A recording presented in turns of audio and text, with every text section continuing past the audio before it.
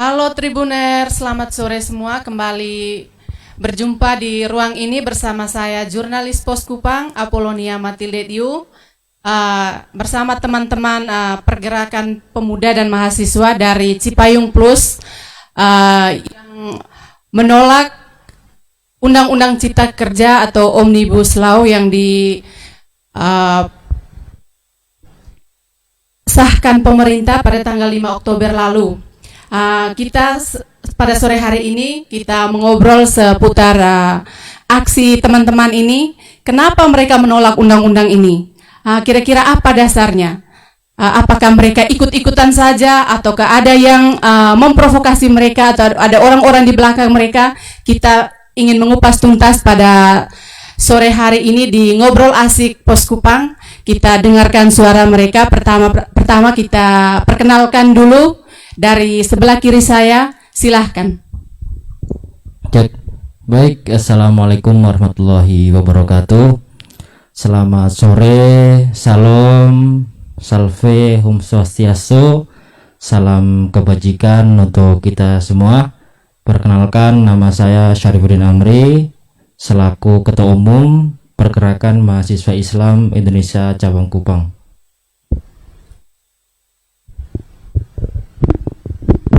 Halo, selamat sore. Assalamualaikum warahmatullahi wabarakatuh. Salam, salve, om swastiastu, salam kebajikan. Perkenalkan, saya Alfred Sonoa dari Ketua Presidium PMKRI Cabang Kupang periode 2020-2021.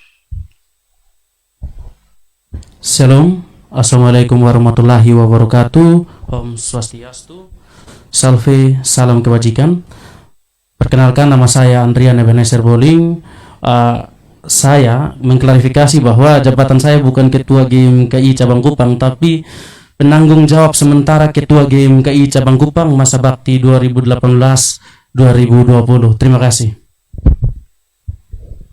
Baik, selamat sore Tribuners ya.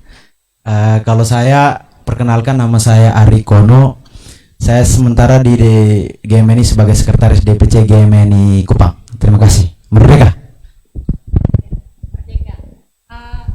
Seperti yang saya sampaikan pada awal tadi, mungkin dari PMI Kupang duluan, kenapa mau terlibat dalam gerakan ini, dalam menolak Undang-Undang Omnibus Law? Baik, terima kasih atas kesempatannya. Tentu yang pertama saya mau sampaikan adalah ini adalah daripada implementasi ikhtiar atau daripada sumpah janji daripada mahasiswa. Ketika tidak ada yang namanya keadilan, ketika ada yang namanya penindasan, tentu mahasiswa siap untuk bagaimana menyampaikan aspirasi yang suara-suaranya itu belum tentu dengar, artinya dari masyarakat kecil lainnya. Nah, berkaitan tentang aksi Omnibus Law ini, tentu saya sampaikan bahwa tidak ada yang namanya sokongan dari siapapun dan tidak ada dorongan siapapun. Yang mendorong kita ini adalah masyarakat, dan yang mendorong kita ini adalah hati jiwa nurani daripada kita punya ideologi, yakni ideologi mahasiswa itu sendiri. Itu yang pertama saya sampaikan. Terus yang kedua adalah terkait tentang Omnibus Law ini.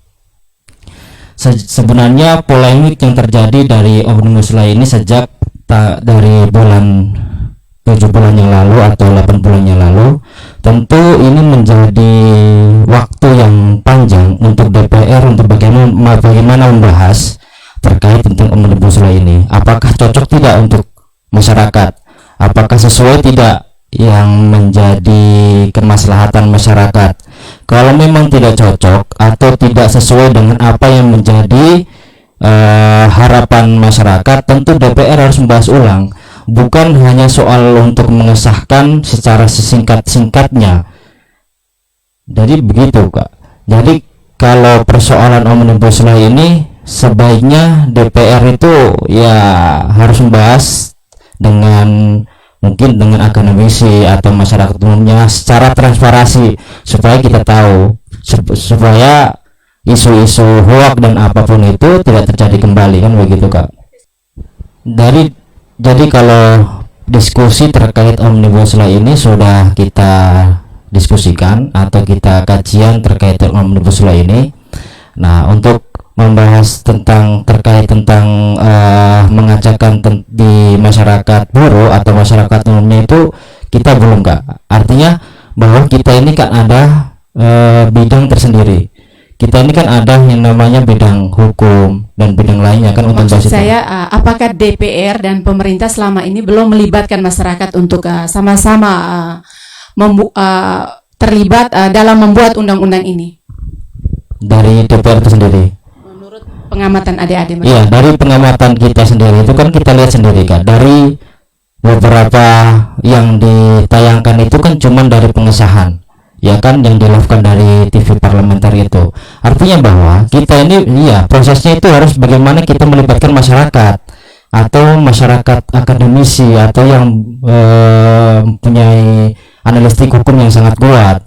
Nah, itu yang kita mau lihat supaya ketika DPR membahas tentang Omnibus Law ini secara transparansi dan melibatkan masyarakat, itu artinya kan kita bisa menerima.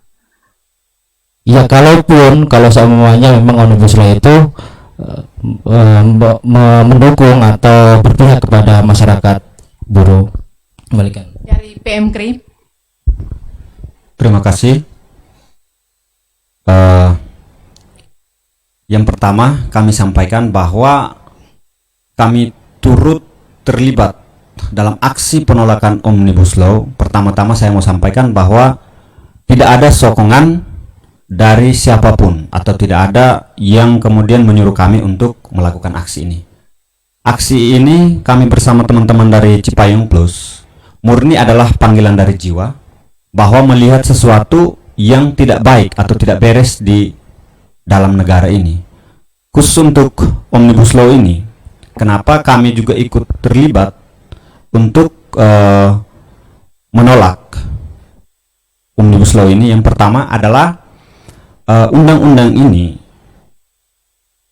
kalau kita lihat bahwa dia tidak sejalan dengan Undang-Undang Nomor 11 Tahun 2012 tentang tata cara pembentukan undang-undang atau ya.